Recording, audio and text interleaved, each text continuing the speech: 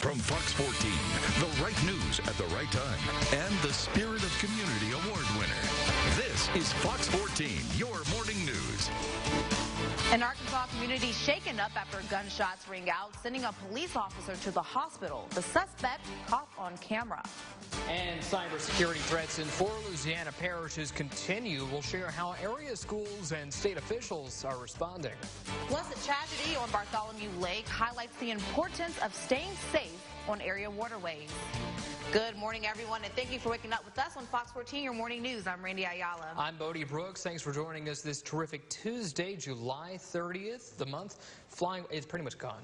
Let's be honest here. I mean, we're 2 days away from August. Exactly, the last week of July, and we have a lot of rainfall headed our way. Yeah, I'm sure a lot of you are wondering, do we need an umbrella, a rain jacket, both, Lexi? Both if you want to go the extra mile, for sure.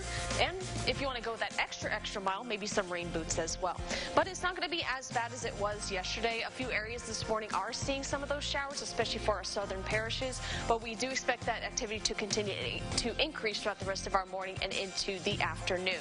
In the meantime, though, seeing a little bit of sunshine, but most of that is covered up by cloud cover. We start off our morning at 73 degrees with winds nice and calm. That's your forecast first. An Arkansas man is in critical condition, accused of threatening people with a gun. Witnesses in Hot Springs say officers exchanged gunfire with the man who first fired at an officer. Now, that officer is okay and out of the hospital. Zach Briggs has details on the dangerous encounter.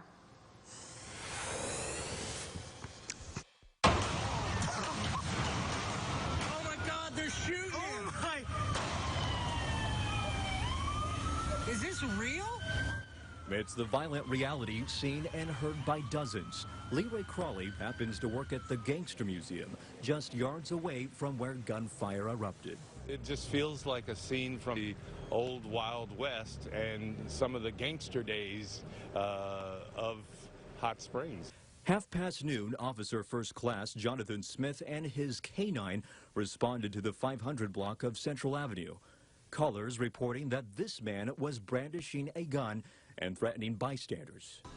What he said was, "Mama, I'm going to die today." The suspect is 31-year-old Jonathan Allen Scott of Hot Springs.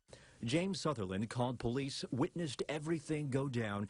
He says Officer Smith urged Scott to put down the gun. He turned and he shot the policeman in the leg. He fell in the hedges. The suspect then proceeded to aim his gun at a different target. And he turned around like that, and they just shot at him because he wasn't going to give up, you know. He was going to kill somebody. So the investigation continues. Sutherland, thankful Officer Smith survived. His concern now lies with the mental well-being of the suspect. Where does a man like that get a gun like that? That was Zach Briggs reporting. Also in Arkansas, a 15-year-old boy in El Dorado allegedly threatened employees with a handgun at Walmart. It all happened around 3 o'clock Friday morning. 2 males were suspected of trying to steal BB gun pallets. After a fight with one of the employees, witnesses say the boys left and came back, allegedly threatening employees with a pistol. Police are still trying to locate those teens. And over in West Monroe, a man is behind bars accused of posing as a federal agent appointed by President Donald Trump. Yeah, someone called police about a man sitting in a vehicle in a business parking lot on Cypress Street. Well, it turned out to be 37-year-old Zachary McVeigh. According to the arrest report, when officers questioned McVeigh, he claimed he was a federal agent and acting as those officers' supervisor. Investigators searched McKay's vehicle and say they found meth and a glass pipe. The officer also found a Louisiana SNAP card that did not belong to McVeigh. He was booked on false impersonation of a police officer, unauthorized use of food stamps, and meth possession. Today is the day you will die. Words Ouachita deputies say a man told a woman he was holding hostage. Investigators say Gregory Lighton forced his way into a woman's home on Breland Drive, refusing to let the victim leave, then threatening to kill her. When deputies arrived, they could see the victim and Lighton crawling on the floor. They say Lighton refused to come to the door, so they entered by force. The victim told police that Lighton kicked her carport door until it was damaged, forcing his way inside, pushing her to the floor, and began strangling her. Lighton is accused of domestic abuse, battery, false imprisonment, violation of a protective order, home invasion. He is being held without bond due to Gwynn's Law. A toddler and 2 adults were killed in a crash in LaSalle Parish yesterday. It happened on Highway 27 south of Alla. Investigators say a Ford Fiesta driven by a 17-year-old was slowing to turn right when the driver of an 18-wheeler collided with it. The Ford Fiesta overturned and the 18-wheeler hit a tree. A toddler and 2 adults in the Ford were not properly restrained, and all 3 died at the crash site. The teen driver and the driver of the big rig were wearing seatbelts and sustained moderate injuries. Samples were taken to test for drugs and alcohol. That crash remains under investigation. A woman in Union County missing for almost a week was found dead yesterday morning. The Union County Sheriff's Department recovered the body of missing 50-year-old Bethany Sanders. Her red Jeep was found Friday in a shallow pool of water near the Ouachita River. Deputies were able to find her body around 10 Monday morning, not too far from her vehicle. Sanders was first reported missing July 23rd from family members. Her body was sent to the Arkansas State Crime Lab, and the case is still under investigation. And over in Monroe, police are asking for your help finding a missing 50-year-old woman. Investigators say Sharon Williams was reported missing by her brother July 20th. They say she is homeless and lives under the Grammett Street Bridge near the Monroe Civic Center. Williams is 5 feet 4 inches tall and weighs around 120 pounds. They also say she suffers from mental illness. If you see her or know where she may be, call the number that you see at the top of your screen. Another Louisiana school system is being forced to turn off their phones and email system after discovering a potential cyber attack. Schools in Tangipahoa Parish took that step yesterday. The district's announcement coming weeks after malware hit school districts right here in northeast Louisiana, including Monroe City and Morehouse Parish schools. These cases have prompted the state to enact its first ever cyber-related state of emergency. The declaration opens Louisiana to resources from the National Guard and state police. This is a network version of an injury, right? The faster you can stop the bleeding, the better off that you are.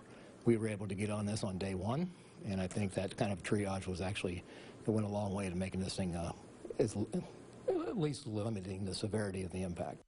Cybersecurity experts urge users to back up their files manually, whether at home or at work, and do not open links or attachments from emails that look suspicious. This weekend, 2 people drowned when their boat overturned on Bartholomew Lake. Deputies say 72-year-old Margaret Davis and 55-year-old Michelle Davis were not wearing life vests when their boat overturned Sunday afternoon. Fox 14's Ashley Friend spoke with first responders about how to avoid an accident like this while you're on the water.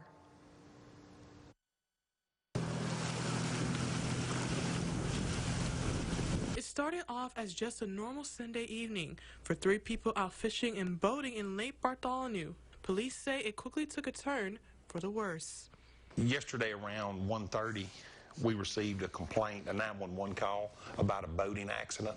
Apparently 3 individuals were in a aluminum boat fishing on the cutoff. One of the individuals was able to make it to shore. When he got to shore, he didn't see the other 2 occupants in the boat. This is the 12th deadly boating accident this year in the state. Wildlife agents say by having on the proper safety gear, it lowers the risk for drowning for you and those with you on the water. Especially if you can't swim, it's important that you wear your life jacket. Everybody's swimming ability is different, but when you're in a vessel and you've got the conditions of the water and possible other conditions that may be involved, you want to make sure you wear your life jacket. Police say the 2 people who drowned were not wearing life vests. Sheriff Tubbs says everyone using a boat needs to be cautious and wear the proper safety gear. It's just another safety measure there to protect life, which is so precious. I want to stress people, just be careful, you know, and take advantage of those safety things that are there for our own good. Reporting in Sterlington, I'm Ashley French, Fox 14 News. Coming up on Fox 14, your favorite digital assistant could be spying on you. That's right. What Apple is saying about concerns over Siri after a whistleblower claims it eavesdrops on us. But first, let's send things over to Lexi with a look at your commute-cast. And as you're getting ready to head out the door this morning, whether you're off to work or maybe taking a trip out of town, the road conditions for this morning are actually going to be okay. We're not seeing too much of that heavier rainfall, but later on this afternoon, we may have to be a little extra cautious with more showers and thunderstorms beginning to develop. So if you do hit a patch of heavier rainfall, make sure you slow down, turn on your windshield wipers, and drive safe. We'll have all the details of what you can expect coming up in your forecast. You're watching Fox